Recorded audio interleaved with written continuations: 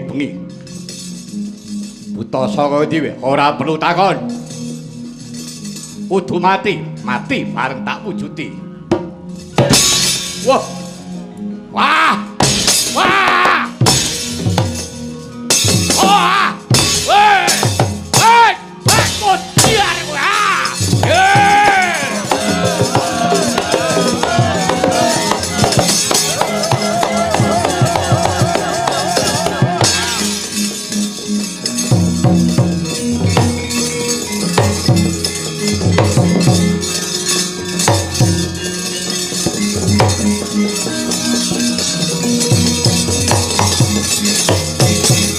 Parat buta ninggal watonan iki duduk perang ampi awur-awur mbah ora hidup butuhe golek menang wong golek menang iki reka dayane 1000 cara ditempuh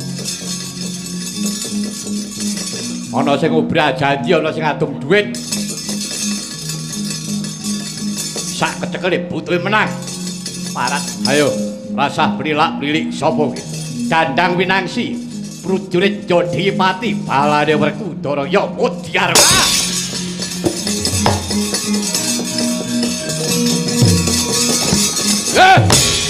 Wah! Wah! Mo! Wah! Wah! Wah! Wah! Hey!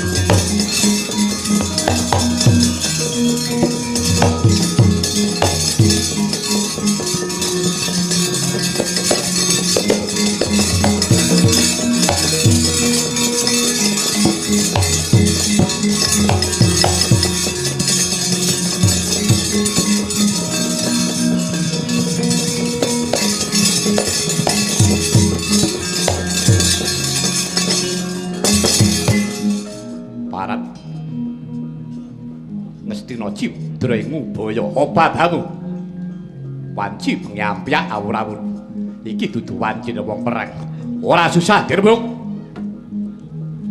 nawani ayo nonaku kowe prajurit saka Gedhi Senopati iki kowe dudu Kurawa tutu Serayan ngamangga Patih Kumbara Nangga sapa Raden Setyaki ayo ndi papat durya para Pandhawa ndi Pandhawa le turu aku isih melek ayo nono kridhaku aja perang karo wong turu. Hei! Mati kowe ah! Ah!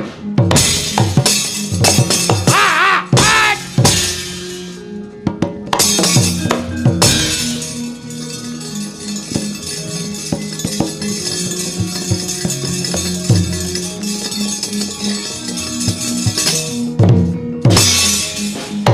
Oh!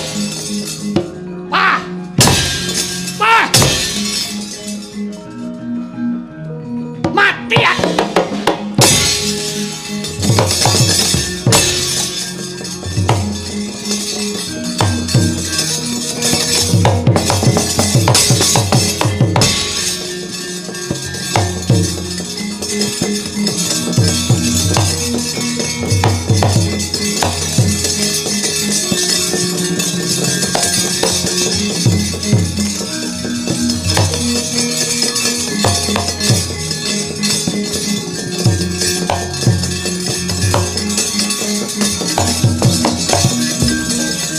Anut lakuning Kurawa nguni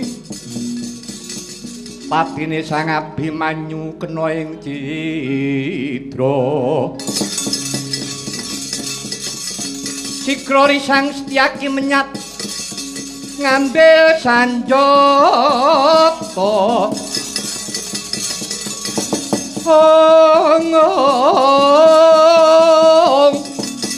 saroswa mentang langkap